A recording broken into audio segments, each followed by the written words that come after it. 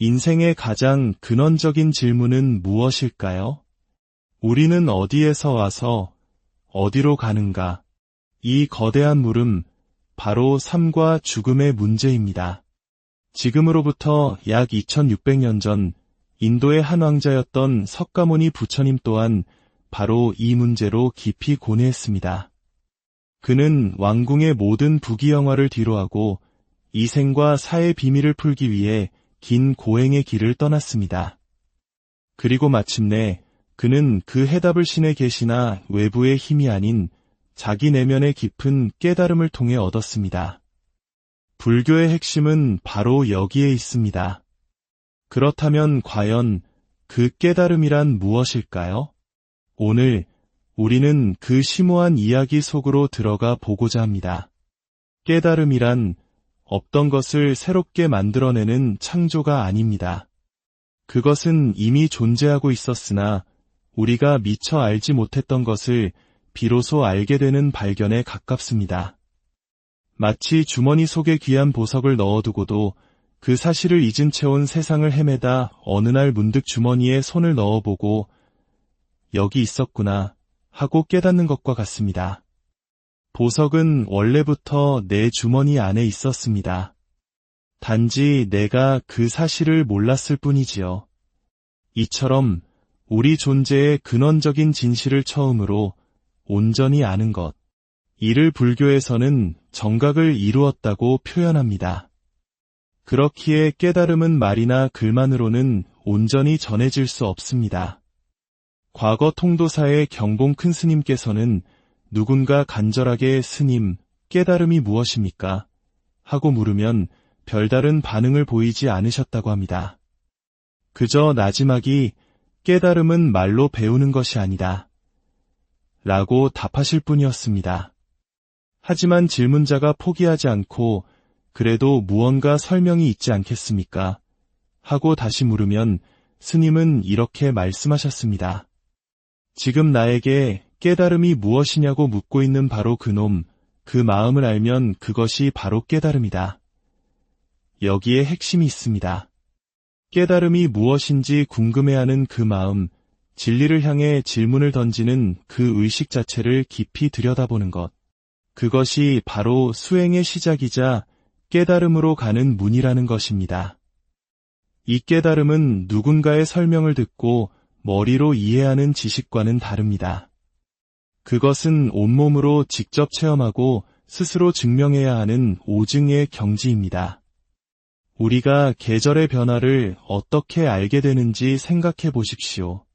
달력의 글자를 보고 이제 봄이구나 하고 아는 것과 살갗을 스치는 부드러운 바람과 따스한 햇살을 느끼며 온몸으로 봄을 체감하는 것은 전혀 다른 차원의 알미입니다. 깨달음은 후자와 같습니다. 경전의 가르침이나 스승의 말은 저기에 달이 떠 있다고 가리키는 손가락과 같습니다. 우리는 그 손가락 덕분에 달의 존재를 알게 되지만 결국 달을 직접 보아야만 그 빛의 아름다움을 온전히 느낄 수 있습니다.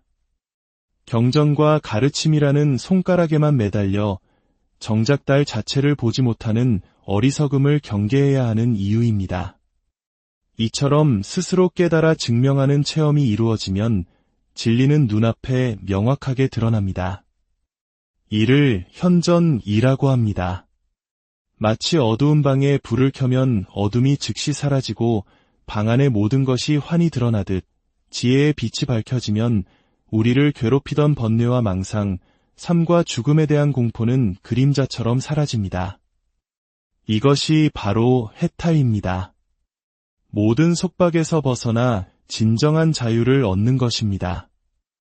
이러한 깨달음의 경지를 불교에서는 다양한 말로 표현합니다. 꿈에서 깨어나는 순간 꿈의 내용이 사라지듯 깨달음의 순간 생사에 대한 모든 분별과 공포를 단번에 잊는다는 뜻에서 돈망사라고도 하고 어리석은 의식을 돌이켜 지혜를 이룬다는 의미로 전식성지라고도 합니다. 또한 자기 마음의 본성, 즉 불성을 직접 본다는 견성성불이라는 말도 널리 쓰입니다. 이 모든 표현들은 결국 하나의 진실을 가리키고 있습니다. 바로 우리 마음의 본질에 대한 이야기입니다. 대승불교의 중요한 논서인 대승기실론에서는 우리 마음을 두 가지 측면으로 설명합니다. 하나는 생멸심이고 다른 하나는 진여심입니다. 생멸심은 마치 바다 위에 끊임없이 일어났다 사라지는 파도와 같습니다. 우리의 생각, 감정, 욕망처럼 시시각각 변하며 우리를 기쁘게도 슬프게도 화나게도 만듭니다. 이 파도 자체는 실체가 없습니다. 잠시 일어났다가 이내 본래의 바다로 돌아갑니다. 반면 진여심은 그 파도를 일으키는 근원인 깊고 고요한 바다 그 자체에 비유할 수 있습니다. 파도가 아무리 거세게 몰아쳐도 바다의 본질은 변하지 않는 것처럼 우리의 겉마음이 아무리 요동쳐도 그 근원에 있는 참마음, 즉 진여심은 본래 청정하고 고요하며 영원합니다. 깨달음이란 파도에 휩쓸려 자신을 파도와 동일시하던 상태에서 벗어나 자신이 바로 그 깊고 광대한 바다 자체임을 깨닫는 것입니다. 파도, 즉 생멸하는 마음이 바다라는 진여의 마음을 떠나 존재할 수 없음을 아는 것입니다. 미워하는 마음이 일어날 때 그 미움의 감정은 성난 파도와 같지만 그 파도를 일으킨 근원은 고요한 바다입니다. 그 근원을 돌이켜보면 미움이라는 파도의 실체는 온데간데 없고 오직 청정한 마음의 바다만이 존재할 뿐입니다. 이것을 온전히 깨닫게 되면 산과 강, 온 우주 만물이 내 마음밖의 대상이 아니라 내 마음이 드러난 모습임을 알게 됩니다. 보는 것도 내 마음이요, 듣는 것도 내 마음이요, 생각하는 것도 내 마음입니다. 천상천하에 오직 내 마음뿐임을 자각하게 되는 것입니다. 그렇기에 부처님께서는 깨달음을 얻으신 후 이 세상 그 어떤 신이나 인간보다 더 높은 경지에 오르셨음에도 불구하고 당신 자신보다 더 존중하고 의지할 대상을 찾으셨습니다. 그것은 바로 당신께서 깨달으신 정법, 즉 진리 그 자체였습니다. 과거와 미래의 모든 부처님들 또한 이 진리를 존중하고 이 진리에 의지하여 머무셨습니다. 세상 사람들은 대부분 재물과 권력과 명예를 존중하며 그것을 얻기 위해 일생을 바칩니다.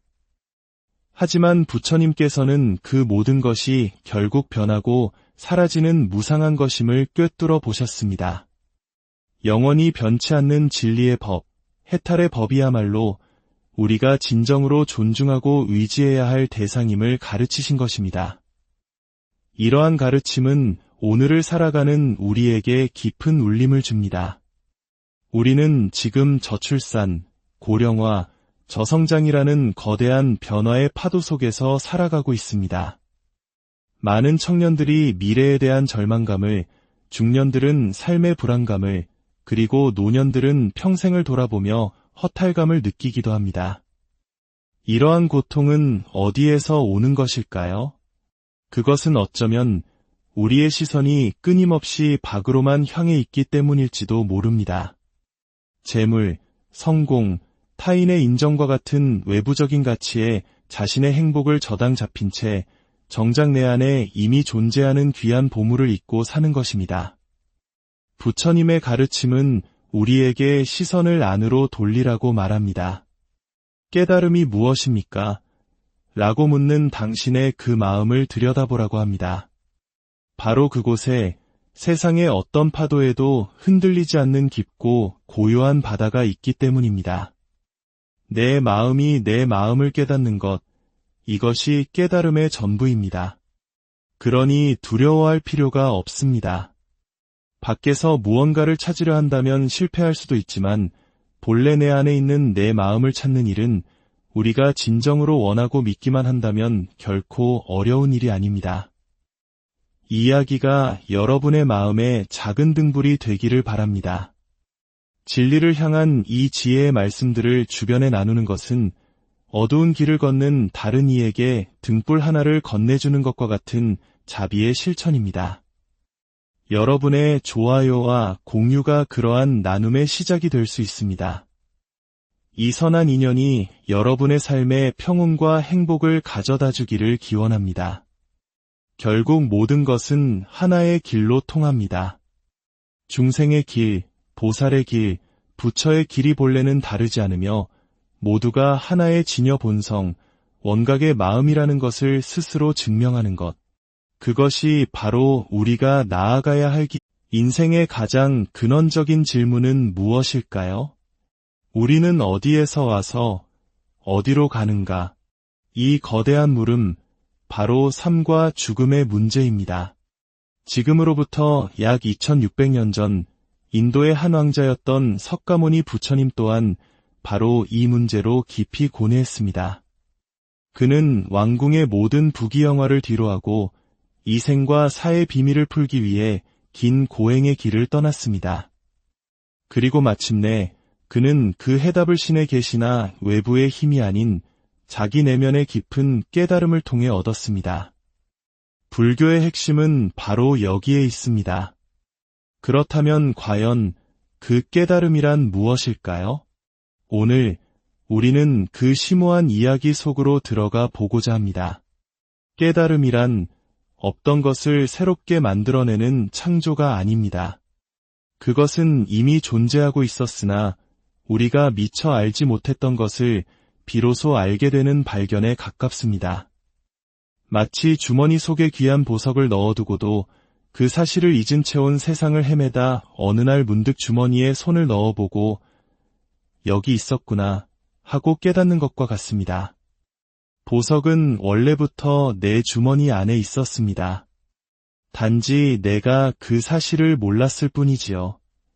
이처럼 우리 존재의 근원적인 진실을 처음으로 온전히 아는 것.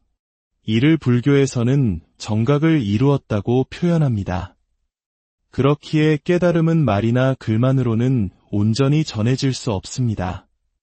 과거 통도사의 경봉 큰 스님께서는 누군가 간절하게 스님, 깨달음이 무엇입니까? 하고 물으면 별다른 반응을 보이지 않으셨다고 합니다. 그저 나지막이 깨달음은 말로 배우는 것이 아니다. 라고 답하실 뿐이었습니다. 하지만 질문자가 포기하지 않고 그래도 무언가 설명이 있지 않겠습니까? 하고 다시 물으면 스님은 이렇게 말씀하셨습니다. 지금 나에게 깨달음이 무엇이냐고 묻고 있는 바로 그놈, 그 마음을 알면 그것이 바로 깨달음이다. 여기에 핵심이 있습니다. 깨달음이 무엇인지 궁금해하는 그 마음, 진리를 향해 질문을 던지는 그 의식 자체를 깊이 들여다보는 것. 그것이 바로 수행의 시작이자 깨달음으로 가는 문이라는 것입니다. 이 깨달음은 누군가의 설명을 듣고 머리로 이해하는 지식과는 다릅니다. 그것은 온몸으로 직접 체험하고 스스로 증명해야 하는 오증의 경지입니다. 우리가 계절의 변화를 어떻게 알게 되는지 생각해 보십시오. 달력의 글자를 보고 이제 봄이구나 하고 아는 것과 살갗을 스치는 부드러운 바람과 따스한 햇살을 느끼며 온몸으로 봄을 체감하는 것은 전혀 다른 차원의 알미입니다. 깨달음은 후자와 같습니다. 경전의 가르침이나 스승의 말은 저기에 달이 떠 있다고 가리키는 손가락과 같습니다. 우리는 그 손가락 덕분에 달의 존재를 알게 되지만 결국 달을 직접 보아야만 그 빛의 아름다움을 온전히 느낄 수 있습니다. 경전과 가르침이라는 손가락에만 매달려 정작 달 자체를 보지 못하는 어리석음을 경계해야 하는 이유입니다. 이처럼 스스로 깨달아 증명하는 체험이 이루어지면 진리는 눈앞에 명확하게 드러납니다. 이를 현전이라고 합니다. 마치 어두운 방에 불을 켜면 어둠이 즉시 사라지고 방 안의 모든 것이 환히 드러나듯 지혜의 빛이 밝혀지면 우리를 괴롭히던 번뇌와 망상, 삶과 죽음에 대한 공포는 그림자처럼 사라집니다. 이것이 바로 해탈입니다. 모든 속박에서 벗어나 진정한 자유를 얻는 것입니다. 이러한 깨달음의 경지를 불교에서는 다양한 말로 표현합니다. 꿈에서 깨어나는 순간 꿈의 내용이 사라지듯 깨달음의 순간 생사에 대한 모든 분별과 공포를 단번에 잊는다는 뜻에서 돈망사라고도 하고, 어리석은 의식을 돌이켜 지혜를 이룬다는 의미로 전식성지라고도 합니다. 또한 자기 마음의 본성, 즉 불성을 직접 본다는 견성성불이라는 말도 널리 쓰입니다. 이 모든 표현들은 결국 하나의 진실을 가리키고 있습니다. 바로 우리 마음의 본질에 대한 이야기입니다. 대승불교의 중요한 논서인 대승기실론에서는 우리 마음을 두 가지 측면으로 설명합니다. 하나는 생멸심이고 다른 하나는 진여심입니다. 생멸심은 마치 바다 위에 끊임없이 일어났다 사라지는 파도와 같습니다. 우리의 생각, 감정, 욕망처럼 시시각각 변하며 우리를 기쁘게도 슬프게도 화나게도 만듭니다. 이 파도 자체는 실체가 없습니다. 잠시 일어났다가 이내 본래의 바다로 돌아갑니다. 반면 진여심은 그 파도를 일으키는 근원인 깊고 고요한 바다 그 자체에 비유할 수 있습니다. 파도가 아무리 거세게 몰아쳐도 바다의 본질은 변하지 않는 것처럼 우리의 겉마음이 아무리 요동쳐도 그 근원에 있는 참마음, 즉 진여심은 본래 청정하고 고요하며 영원합니다. 깨달음이란 파도에 휩쓸려 자신을 파도와 동일시하던 상태에서 벗어나 자신이 바로 그 깊고 광대한 바다 자체임을 깨닫는 것입니다. 파도, 즉 생멸하는 마음이 바다라는 진여의 마음을 떠나 존재할 수 없음을 아는 것입니다. 미워하는 마음이 일어날 때 그 미움의 감정은 성난 파도와 같지만 그 파도를 일으킨 근원은 고요한 바다입니다. 그 근원을 돌이켜보면 미움이라는 파도의 실체는 온데간데 없고 오직 청정한 마음의 바다만이 존재할 뿐입니다. 이것을 온전히 깨닫게 되면 산과 강, 온 우주 만물이 내 마음밖의 대상이 아니라 내 마음이 드러난 모습임을 알게 됩니다. 보는 것도 내 마음이요, 듣는 것도 내 마음이요, 생각하는 것도 내 마음입니다. 천상천하에 오직 내 마음뿐임을 자각하게 되는 것입니다.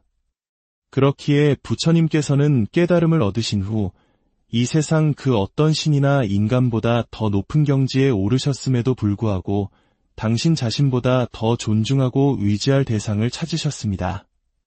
그것은 바로 당신께서 깨달으신 정법, 즉 진리 그 자체였습니다. 과거와 미래의 모든 부처님들 또한 이 진리를 존중하고 이 진리에 의지하여 머무셨습니다. 세상 사람들은 대부분 재물과 권력과 명예를 존중하며 그것을 얻기 위해 일생을 바칩니다. 하지만 부처님께서는 그 모든 것이 결국 변하고 사라지는 무상한 것임을 꿰뚫어 보셨습니다. 영원히 변치 않는 진리의 법, 해탈의 법이야말로 우리가 진정으로 존중하고 의지해야 할 대상임을 가르치신 것입니다. 이러한 가르침은 오늘을 살아가는 우리에게 깊은 울림을 줍니다. 우리는 지금 저출산, 고령화, 저성장이라는 거대한 변화의 파도 속에서 살아가고 있습니다. 많은 청년들이 미래에 대한 절망감을, 중년들은 삶의 불안감을, 그리고 노년들은 평생을 돌아보며 허탈감을 느끼기도 합니다. 이러한 고통은 어디에서 오는 것일까요? 그것은 어쩌면 우리의 시선이 끊임없이 밖으로만 향해 있기 때문일지도 모릅니다. 재물, 성공, 타인의 인정과 같은 외부적인 가치에 자신의 행복을 저당 잡힌 채 정작 내 안에 이미 존재하는 귀한 보물을 잊고 사는 것입니다. 부처님의 가르침은 우리에게 시선을 안으로 돌리라고 말합니다. 깨달음이 무엇입니까? 라고 묻는 당신의 그 마음을 들여다보라고 합니다. 바로 그곳에 세상의 어떤 파도에도 흔들리지 않는 깊고 고요한 바다가 있기 때문입니다. 내 마음이 내 마음을 깨닫는 것, 이것이 깨달음의 전부입니다. 그러니 두려워할 필요가 없습니다. 밖에서 무언가를 찾으려 한다면 실패할 수도 있지만 본래 내 안에 있는 내 마음을 찾는 일은 우리가 진정으로 원하고 믿기만 한다면 결코 어려운 일이 아닙니다. 이 이야기가 여러분의 마음에 작은 등불이 되기를 바랍니다. 진리를 향한 이 지혜의 말씀들을 주변에 나누는 것은 어두운 길을 걷는 다른 이에게 등불 하나를 건네주는 것과 같은 자비의 실천입니다. 여러분의 좋아요와 공유가 그러한 나눔의 시작이 될 수 있습니다. 이 선한 인연이 여러분의 삶에 평온과 행복을 가져다 주기를 기원합니다. 결국 모든 것은 하나의 길로 통합니다. 중생의 길, 보살의 길, 부처의 길이 본래는 다르지 않으며 모두가 하나의 진여 본성, 원각의 마음이라는 것을 스스로 증명하는 것. 그것이 바로 우리가 나아가야 할 길. 인생의 가장 근원적인 질문은 무엇일까요? 우리는 어디에서 와서 어디로 가는가? 이 거대한 물음, 바로 삶과 죽음의 문제입니다. 지금으로부터 약 2600년 전 인도의 한 왕자였던 석가모니 부처님 또한 바로 이 문제로 깊이 고뇌했습니다. 그는 왕궁의 모든 부귀영화를 뒤로하고 이생과 사의 비밀을 풀기 위해 긴 고행의 길을 떠났습니다. 그리고 마침내 그는 그 해답을 신의 계시나 외부의 힘이 아닌 자기 내면의 깊은 깨달음을 통해 얻었습니다. 불교의 핵심은 바로 여기에 있습니다.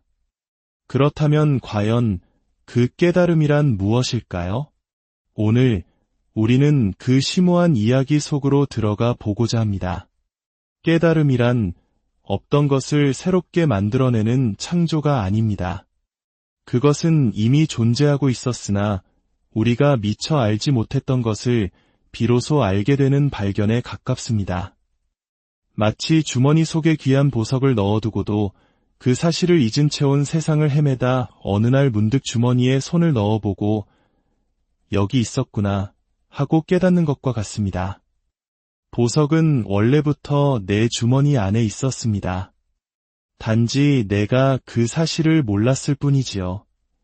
이처럼 우리 존재의 근원적인 진실을 처음으로 온전히 아는 것. 이를 불교에서는 정각을 이루었다고 표현합니다. 그렇기에 깨달음은 말이나 글만으로는 온전히 전해질 수 없습니다. 과거 통도사의 경봉 큰 스님께서는 누군가 간절하게 스님, 깨달음이 무엇입니까? 하고 물으면 별다른 반응을 보이지 않으셨다고 합니다. 그저 나지막이 깨달음은 말로 배우는 것이 아니다. 라고 답하실 뿐이었습니다. 하지만 질문자가 포기하지 않고 그래도 무언가 설명이 있지 않겠습니까? 하고 다시 물으면 스님은 이렇게 말씀하셨습니다. 지금 나에게 깨달음이 무엇이냐고 묻고 있는 바로 그놈, 그 마음을 알면 그것이 바로 깨달음이다. 여기에 핵심이 있습니다. 깨달음이 무엇인지 궁금해하는 그 마음, 진리를 향해 질문을 던지는 그 의식 자체를 깊이 들여다보는 것. 그것이 바로 수행의 시작이자 깨달음으로 가는 문이라는 것입니다. 이 깨달음은 누군가의 설명을 듣고 머리로 이해하는 지식과는 다릅니다. 그것은 온몸으로 직접 체험하고 스스로 증명해야 하는 오증의 경지입니다. 우리가 계절의 변화를 어떻게 알게 되는지 생각해 보십시오. 달력의 글자를 보고 이제 봄이구나 하고 아는 것과 살갗을 스치는 부드러운 바람과 따스한 햇살을 느끼며 온몸으로 봄을 체감하는 것은 전혀 다른 차원의 알미입니다. 깨달음은 후자와 같습니다.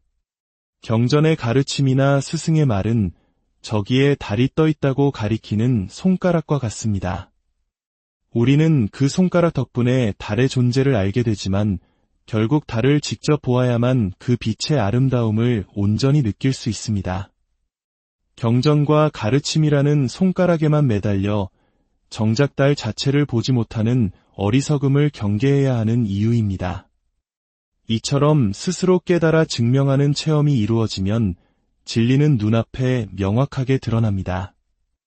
이를 현전이라고 합니다. 마치 어두운 방에 불을 켜면 어둠이 즉시 사라지고 방 안의 모든 것이 환히 드러나듯 지혜의 빛이 밝혀지면 우리를 괴롭히던 번뇌와 망상, 삶과 죽음에 대한 공포는 그림자처럼 사라집니다. 이것이 바로 해탈입니다. 모든 속박에서 벗어나 진정한 자유를 얻는 것입니다.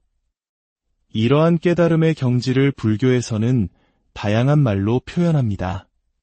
꿈에서 깨어나는 순간 꿈의 내용이 사라지듯 깨달음의 순간 생사에 대한 모든 분별과 공포를 단번에 잊는다는 뜻에서 돈망사라고도 하고, 어리석은 의식을 돌이켜 지혜를 이룬다는 의미로 전식성지라고도 합니다.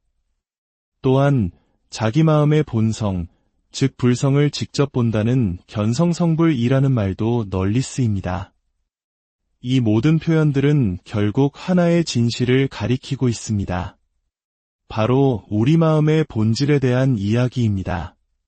대승불교의 중요한 논서인 대승기실론에서는 우리 마음을 두 가지 측면으로 설명합니다.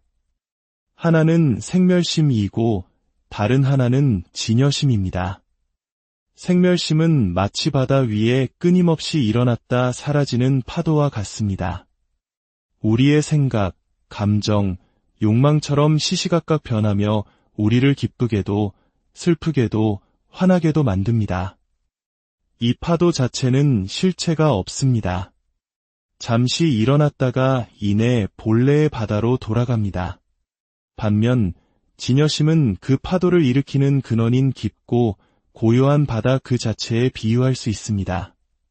파도가 아무리 거세게 몰아쳐도 바다의 본질은 변하지 않는 것처럼 우리의 겉마음이 아무리 요동쳐도 그 근원에 있는 참마음, 즉 진여심은 본래 청정하고 고요하며 영원합니다.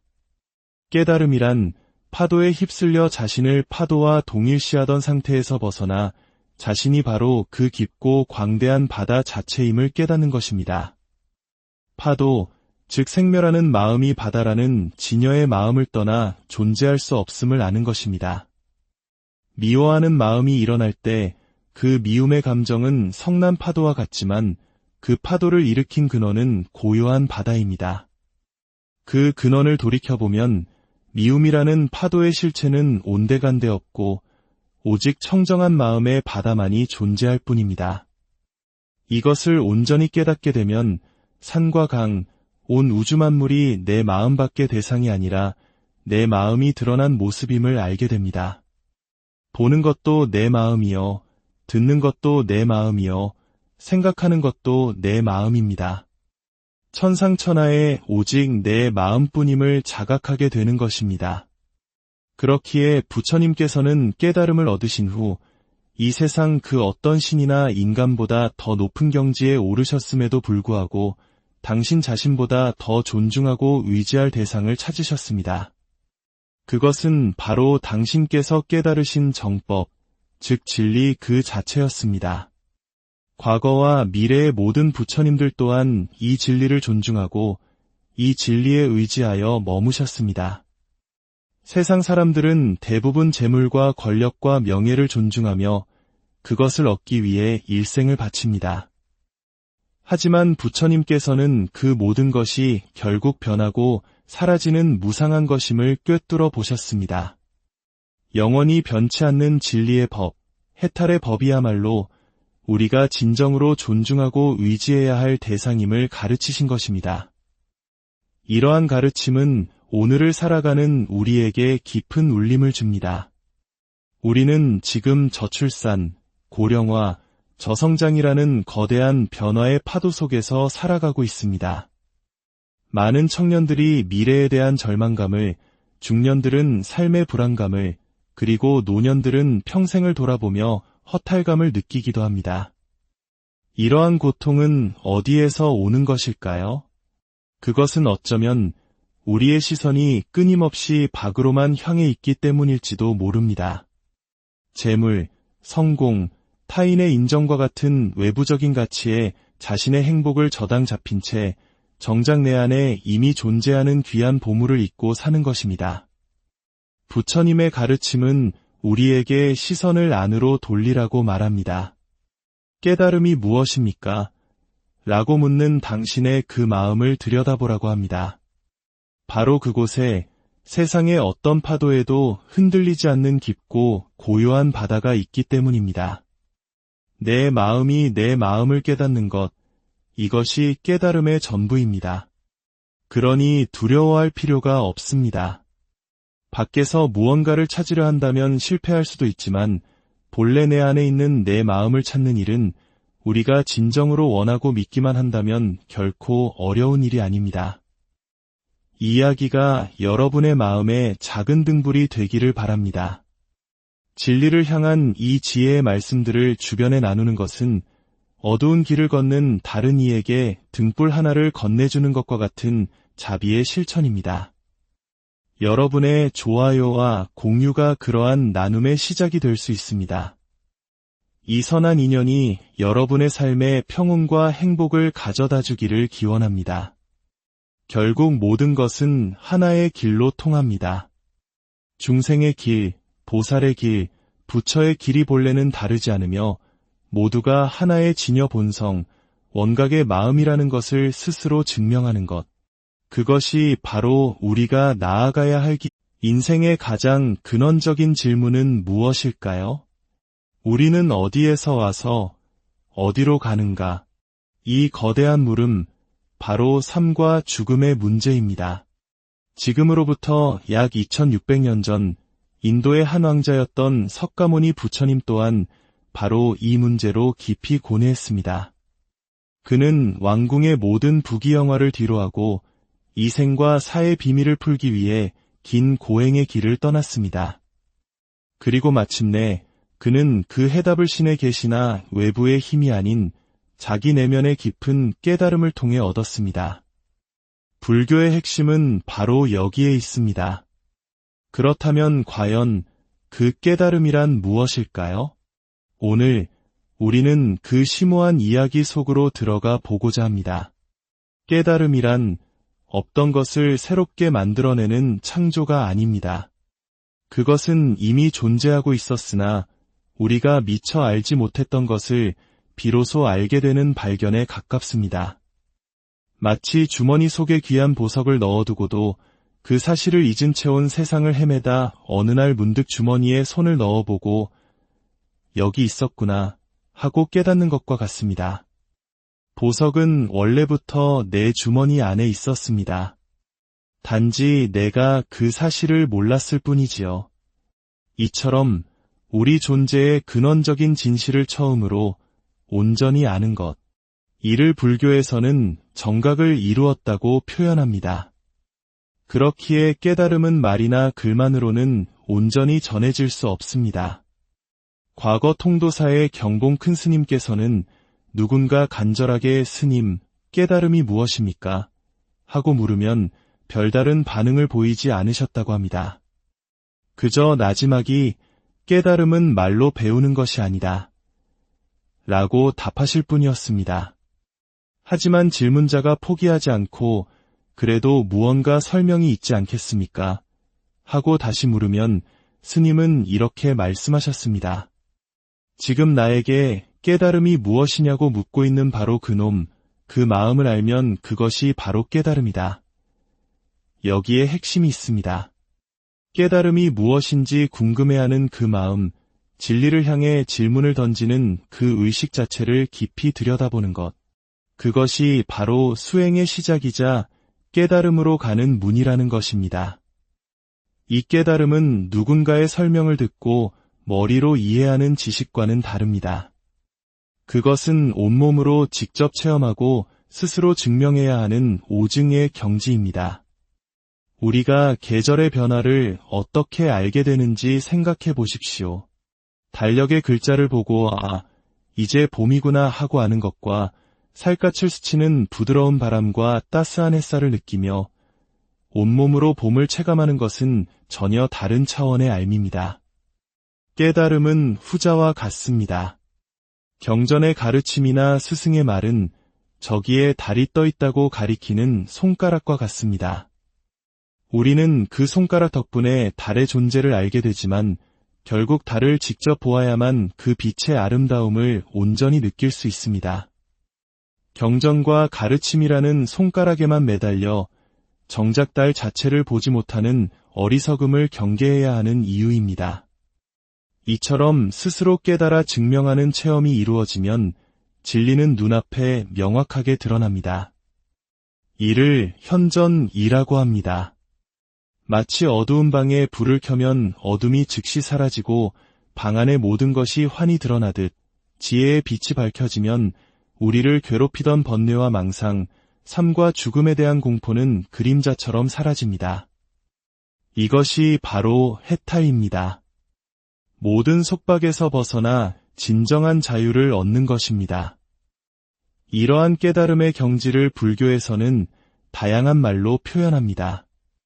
꿈에서 깨어나는 순간 꿈의 내용이 사라지듯 깨달음의 순간 생사에 대한 모든 분별과 공포를 단번에 잊는다는 뜻에서 돈망사라고도 하고, 어리석은 의식을 돌이켜 지혜를 이룬다는 의미로 전식성지라고도 합니다. 또한 자기 마음의 본성, 즉 불성을 직접 본다는 견성성불이라는 말도 널리 쓰입니다. 이 모든 표현들은 결국 하나의 진실을 가리키고 있습니다. 바로 우리 마음의 본질에 대한 이야기입니다. 대승불교의 중요한 논서인 대승기실론에서는 우리 마음을 두 가지 측면으로 설명합니다. 하나는 생멸심이고 다른 하나는 진여심입니다. 생멸심은 마치 바다 위에 끊임없이 일어났다 사라지는 파도와 같습니다. 우리의 생각, 감정, 욕망처럼 시시각각 변하며 우리를 기쁘게도 슬프게도 화나게도 만듭니다. 이 파도 자체는 실체가 없습니다. 잠시 일어났다가 이내 본래의 바다로 돌아갑니다. 반면 진여심은 그 파도를 일으키는 근원인 깊고 고요한 바다 그 자체에 비유할 수 있습니다. 파도가 아무리 거세게 몰아쳐도 바다의 본질은 변하지 않는 것처럼 우리의 겉마음이 아무리 요동쳐도 그 근원에 있는 참마음, 즉 진여심은 본래 청정하고 고요하며 영원합니다. 깨달음이란 파도에 휩쓸려 자신을 파도와 동일시하던 상태에서 벗어나 자신이 바로 그 깊고 광대한 바다 자체임을 깨닫는 것입니다. 파도, 즉 생멸하는 마음이 바다라는 진여의 마음을 떠나 존재할 수 없음을 아는 것입니다. 미워하는 마음이 일어날 때 그 미움의 감정은 성난 파도와 같지만 그 파도를 일으킨 근원은 고요한 바다입니다. 그 근원을 돌이켜보면 미움이라는 파도의 실체는 온데간데 없고 오직 청정한 마음의 바다만이 존재할 뿐입니다. 이것을 온전히 깨닫게 되면 산과 강, 온 우주 만물이 내 마음 밖의 대상이 아니라 내 마음이 드러난 모습임을 알게 됩니다.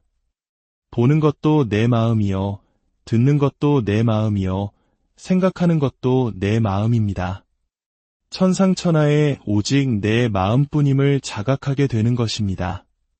그렇기에 부처님께서는 깨달음을 얻으신 후 이 세상 그 어떤 신이나 인간보다 더 높은 경지에 오르셨음에도 불구하고 당신 자신보다 더 존중하고 의지할 대상을 찾으셨습니다. 그것은 바로 당신께서 깨달으신 정법, 즉 진리 그 자체였습니다. 과거와 미래의 모든 부처님들 또한 이 진리를 존중하고 이 진리에 의지하여 머무셨습니다. 세상 사람들은 대부분 재물과 권력과 명예를 존중하며 그것을 얻기 위해 일생을 바칩니다. 하지만 부처님께서는 그 모든 것이 결국 변하고 사라지는 무상한 것임을 꿰뚫어 보셨습니다. 영원히 변치 않는 진리의 법, 해탈의 법이야말로 우리가 진정으로 존중하고 의지해야 할 대상임을 가르치신 것입니다. 이러한 가르침은 오늘을 살아가는 우리에게 깊은 울림을 줍니다. 우리는 지금 저출산, 고령화, 저성장이라는 거대한 변화의 파도 속에서 살아가고 있습니다. 많은 청년들이 미래에 대한 절망감을, 중년들은 삶의 불안감을, 그리고 노년들은 평생을 돌아보며 허탈감을 느끼기도 합니다. 이러한 고통은 어디에서 오는 것일까요? 그것은 어쩌면 우리의 시선이 끊임없이 밖으로만 향해 있기 때문일지도 모릅니다. 재물, 성공, 타인의 인정과 같은 외부적인 가치에 자신의 행복을 저당 잡힌 채 정작 내 안에 이미 존재하는 귀한 보물을 잊고 사는 것입니다. 부처님의 가르침은 우리에게 시선을 안으로 돌리라고 말합니다. 깨달음이 무엇입니까? 라고 묻는 당신의 그 마음을 들여다보라고 합니다. 바로 그곳에 세상의 어떤 파도에도 흔들리지 않는 깊고 고요한 바다가 있기 때문입니다. 내 마음이 내 마음을 깨닫는 것, 이것이 깨달음의 전부입니다. 그러니 두려워할 필요가 없습니다. 밖에서 무언가를 찾으려 한다면 실패할 수도 있지만 본래 내 안에 있는 내 마음을 찾는 일은 우리가 진정으로 원하고 믿기만 한다면 결코 어려운 일이 아닙니다. 이 이야기가 여러분의 마음에 작은 등불이 되기를 바랍니다. 진리를 향한 이 지혜의 말씀들을 주변에 나누는 것은 어두운 길을 걷는 다른 이에게 등불 하나를 건네주는 것과 같은 자비의 실천입니다. 여러분의 좋아요와 공유가 그러한 나눔의 시작이 될 수 있습니다. 이 선한 인연이 여러분의 삶에 평온과 행복을 가져다 주기를 기원합니다. 결국 모든 것은 하나의 길로 통합니다. 중생의 길, 보살의 길, 부처의 길이 본래는 다르지 않으며 모두가 하나의 진여 본성, 원각의 마음이라는 것을 스스로 증명하는 것. 그것이 바로 우리가 나아가야 할 길. 인생의 가장 근원적인 질문은 무엇일까요? 우리는 어디에서 와서 어디로 가는가? 이 거대한 물음, 바로 삶과 죽음의 문제입니다. 지금으로부터 약 2600년 전 인도의 한 왕자였던 석가모니 부처님 또한 바로 이 문제로 깊이 고뇌했습니다. 그는 왕궁의 모든 부귀영화를 뒤로하고 이생과 사의 비밀을 풀기 위해 긴 고행의 길을 떠났습니다. 그리고 마침내 그는 그 해답을 신의 계시나 외부의 힘이 아닌 자기 내면의 깊은 깨달음을 통해 얻었습니다. 불교의 핵심은 바로 여기에 있습니다. 그렇다면 과연 그 깨달음이란 무엇일까요? 오늘 우리는 그 심오한 이야기 속으로 들어가 보고자 합니다. 깨달음이란 없던 것을 새롭게 만들어내는 창조가 아닙니다. 그것은 이미 존재하고 있었으나 우리가 미처 알지 못했던 것을 비로소 알게 되는 발견에 가깝습니다. 마치 주머니 속에 귀한 보석을 넣어두고도 그 사실을 잊은 채 온 세상을 헤매다 어느 날 문득 주머니에 손을 넣어보고 여기 있었구나 하고 깨닫는 것과 같습니다. 보석은 원래부터 내 주머니 안에 있었습니다. 단지 내가 그 사실을 몰랐을 뿐이지요. 이처럼 우리 존재의 근원적인 진실을 처음으로 온전히 아는 것. 이를 불교에서는 정각을 이루었다고 표현합니다. 그렇기에 깨달음은 말이나 글만으로는 온전히 전해질 수 없습니다.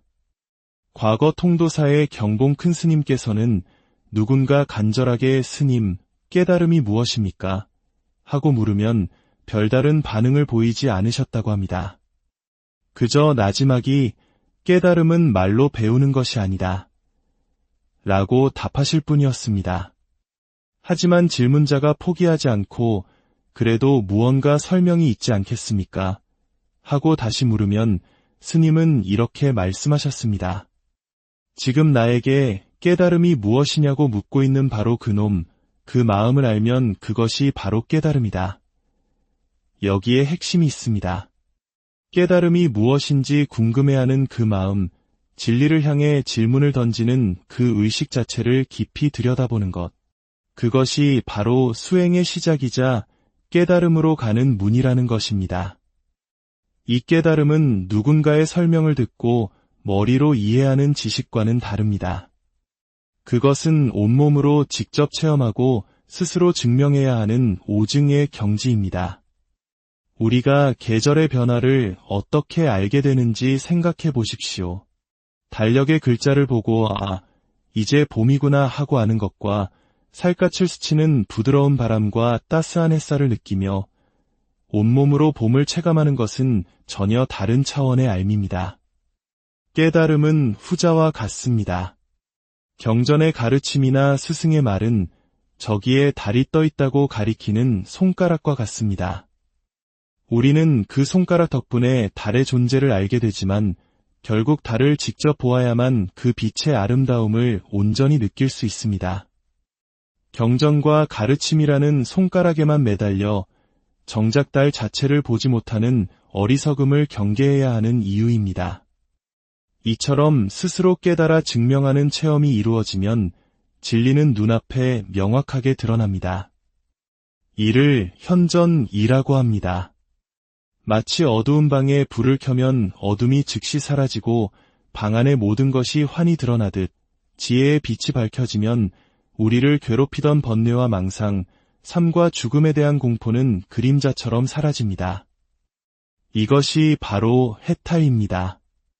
모든 속박에서 벗어나 진정한 자유를 얻는 것입니다. 이러한 깨달음의 경지를 불교에서는 다양한 말로 표현합니다. 꿈에서 깨어나는 순간 꿈의 내용이 사라지듯 깨달음의 순간 생사에 대한 모든 분별과 공포를 단번에 잊는다는 뜻에서 돈망사라고도 하고, 어리석은 의식을 돌이켜 지혜를 이룬다는 의미로 전식성지라고도 합니다. 또한 자기 마음의 본성, 즉 불성을 직접 본다는 견성성불이라는 말도 널리 쓰입니다. 이 모든 표현들은 결국 하나의 진실을 가리키고 있습니다. 바로 우리 마음의 본질에 대한 이야기입니다. 대승불교의 중요한 논서인 대승기실론에서는 우리 마음을 두 가지 측면으로 설명합니다. 하나는 생멸심이고 다른 하나는 진여심입니다. 생멸심은 마치 바다 위에 끊임없이 일어났다 사라지는 파도와 같습니다. 우리의 생각, 감정, 욕망처럼 시시각각 변하며 우리를 기쁘게도 슬프게도 화나게도 만듭니다. 이 파도 자체는 실체가 없습니다. 잠시 일어났다가 이내 본래의 바다로 돌아갑니다. 반면 진여심은 그 파도를 일으키는 근원인 깊고 고요한 바다 그 자체에 비유할 수 있습니다. 파도가 아무리 거세게 몰아쳐도 바다의 본질은 변하지 않는 것처럼 우리의 겉마음이 아무리 요동쳐도 그 근원에 있는 참마음, 즉 진여심은 본래 청정하고 고요하며 영원합니다. 깨달음이란 파도에 휩쓸려 자신을 파도와 동일시하던 상태에서 벗어나 자신이 바로 그 깊고 광대한 바다 자체임을 깨닫는 것입니다. 파도, 즉 생멸하는 마음이 바다라는 진여의 마음을 떠나 존재할 수 없음을 아는 것입니다. 미워하는 마음이 일어날 때 그 미움의 감정은 성난 파도와 같지만 그 파도를 일으킨 근원은 고요한 바다입니다. 그 근원을 돌이켜보면 미움이라는 파도의 실체는 온데간데 없고 오직 청정한 마음의 바다만이 존재할 뿐입니다. 이것을 온전히 깨닫게 되면 산과 강, 온 우주 만물이 내 마음밖의 대상이 아니라 내 마음이 드러난 모습임을 알게 됩니다. 보는 것도 내 마음이요, 듣는 것도 내 마음이요, 생각하는 것도 내 마음입니다. 천상천하에 오직 내 마음뿐임을 자각하게 되는 것입니다.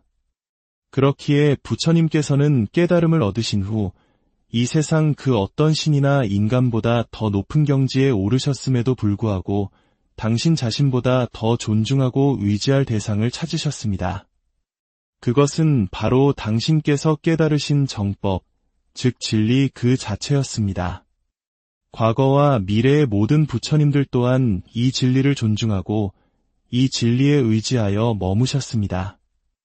세상 사람들은 대부분 재물과 권력과 명예를 존중하며 그것을 얻기 위해 일생을 바칩니다. 하지만 부처님께서는 그 모든 것이 결국 변하고 사라지는 무상한 것임을 꿰뚫어 보셨습니다. 영원히 변치 않는 진리의 법, 해탈의 법이야말로 우리가 진정으로 존중하고 의지해야 할 대상임을 가르치신 것입니다. 이러한 가르침은 오늘을 살아가는 우리에게 깊은 울림을 줍니다. 우리는 지금 저출산, 고령화, 저성장이라는 거대한 변화의 파도 속에서 살아가고 있습니다. 많은 청년들이 미래에 대한 절망감을, 중년들은 삶의 불안감을, 그리고 노년들은 평생을 돌아보며 허탈감을 느끼기도 합니다. 이러한 고통은 어디에서 오는 것일까요? 그것은 어쩌면 우리의 시선이 끊임없이 밖으로만 향해 있기 때문일지도 모릅니다. 재물, 성공, 타인의 인정과 같은 외부적인 가치에 자신의 행복을 저당 잡힌 채 정작 내 안에 이미 존재하는 귀한 보물을 잊고 사는 것입니다. 부처님의 가르침은 우리에게 시선을 안으로 돌리라고 말합니다. 깨달음이 무엇입니까? 라고 묻는 당신의 그 마음을 들여다보라고 합니다. 바로 그곳에 세상의 어떤 파도에도 흔들리지 않는 깊고 고요한 바다가 있기 때문입니다. 내 마음이 내 마음을 깨닫는 것, 이것이 깨달음의 전부입니다. 그러니 두려워할 필요가 없습니다. 밖에서 무언가를 찾으려 한다면 실패할 수도 있지만 본래 내 안에 있는 내 마음을 찾는 일은 우리가 진정으로 원하고 믿기만 한다면 결코 어려운 일이 아닙니다. 이 이야기가 여러분의 마음에 작은 등불이 되기를 바랍니다. 진리를 향한 이 지혜의 말씀들을 주변에 나누는 것은 어두운 길을 걷는 다른 이에게 등불 하나를 건네주는 것과 같은 자비의 실천입니다. 여러분의 좋아요와 공유가 그러한 나눔의 시작이 될 수 있습니다. 이 선한 인연이 여러분의 삶에 평온과 행복을 가져다 주기를 기원합니다. 결국 모든 것은 하나의 길로 통합니다. 중생의 길, 보살의 길, 부처의 길이 본래는 다르지 않으며 모두가 하나의 진여 본성, 원각의 마음이라는 것을 스스로 증명하는 것. 그것이 바로 우리가 나아가야 할 길. 인생의 가장 근원적인 질문은 무엇일까요? 우리는 어디에서 와서 어디로 가는가? 이 거대한 물음, 바로 삶과 죽음의 문제입니다. 지금으로부터 약 2600년 전 인도의 한 왕자였던 석가모니 부처님 또한 바로 이 문제로 깊이 고뇌했습니다. 그는 왕궁의 모든 부귀영화를 뒤로하고 이생과 사의 비밀을 풀기 위해 긴 고행의 길을 떠났습니다. 그리고 마침내 그는 그 해답을 신의 계시나 외부의 힘이 아닌 자기 내면의 깊은 깨달음을 통해 얻었습니다. 불교의 핵심은 바로 여기에 있습니다. 그렇다면 과연 그 깨달음이란 무엇일까요? 오늘 우리는 그 심오한 이야기 속으로 들어가 보고자 합니다. 깨달음이란 없던 것을 새롭게 만들어내는 창조가 아닙니다. 그것은 이미 존재하고 있었으나 우리가 미처 알지 못했던 것을 비로소 알게 되는 발견에 가깝습니다. 마치 주머니 속에 귀한 보석을 넣어두고도 그 사실을 잊은 채 온 세상을 헤매다 어느 날 문득 주머니에 손을 넣어보고 여기 있었구나 하고 깨닫는 것과 같습니다.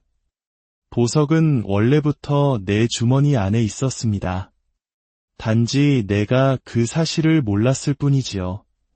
이처럼 우리 존재의 근원적인 진실을 처음으로 온전히 아는 것. 이를 불교에서는 정각을 이루었다고 표현합니다. 그렇기에 깨달음은 말이나 글만으로는 온전히 전해질 수 없습니다. 과거 통도사의 경봉 큰 스님께서는 누군가 간절하게 스님, 깨달음이 무엇입니까? 하고 물으면 별다른 반응을 보이지 않으셨다고 합니다. 그저 나지막이 깨달음은 말로 배우는 것이 아니다. 라고 답하실 뿐이었습니다. 하지만 질문자가 포기하지 않고 그래도 무언가 설명이 있지 않겠습니까? 하고 다시 물으면 스님은 이렇게 말씀하셨습니다.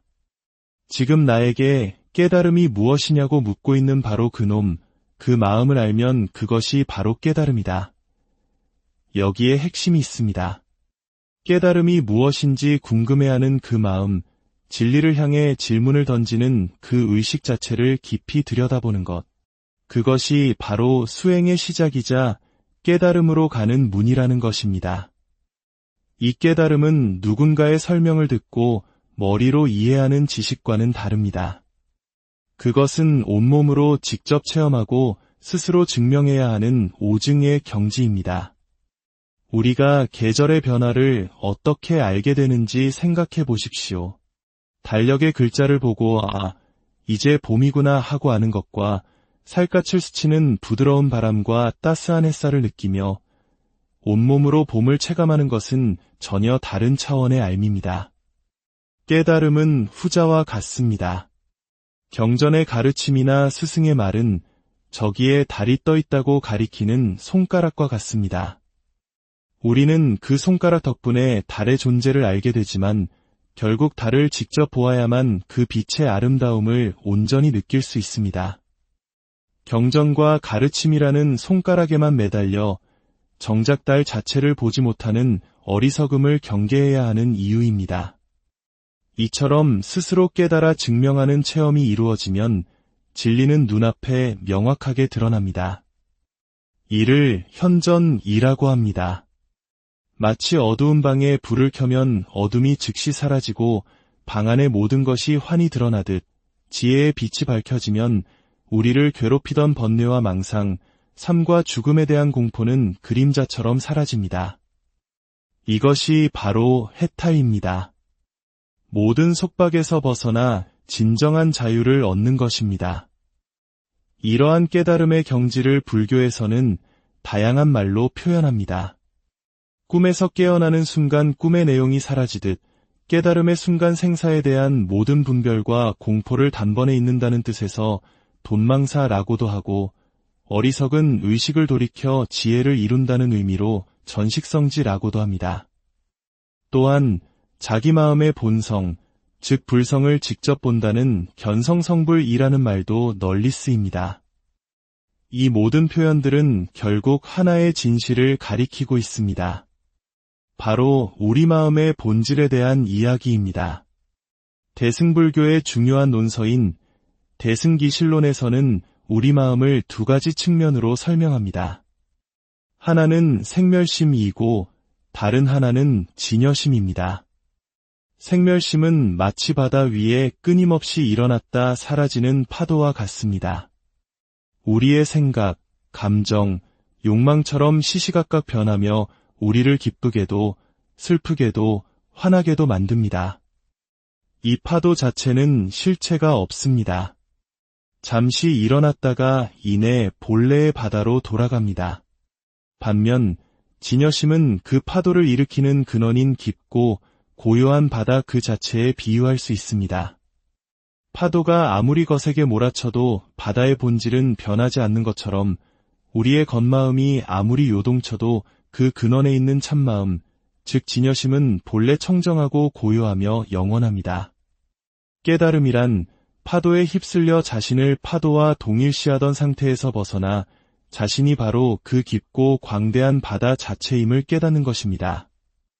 파도, 즉 생멸하는 마음이 바다라는 진여의 마음을 떠나 존재할 수 없음을 아는 것입니다. 미워하는 마음이 일어날 때 그 미움의 감정은 성난 파도와 같지만 그 파도를 일으킨 근원은 고요한 바다입니다. 그 근원을 돌이켜보면 미움이라는 파도의 실체는 온데간데 없고 오직 청정한 마음의 바다만이 존재할 뿐입니다. 이것을 온전히 깨닫게 되면 산과 강, 온 우주 만물이 내 마음밖의 대상이 아니라 내 마음이 드러난 모습임을 알게 됩니다. 보는 것도 내 마음이요, 듣는 것도 내 마음이요, 생각하는 것도 내 마음입니다. 천상천하에 오직 내 마음뿐임을 자각하게 되는 것입니다. 그렇기에 부처님께서는 깨달음을 얻으신 후 이 세상 그 어떤 신이나 인간보다 더 높은 경지에 오르셨음에도 불구하고 당신 자신보다 더 존중하고 의지할 대상을 찾으셨습니다. 그것은 바로 당신께서 깨달으신 정법, 즉 진리 그 자체였습니다.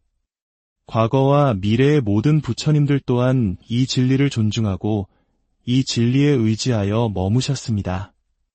세상 사람들은 대부분 재물과 권력과 명예를 존중하며 그것을 얻기 위해 일생을 바칩니다.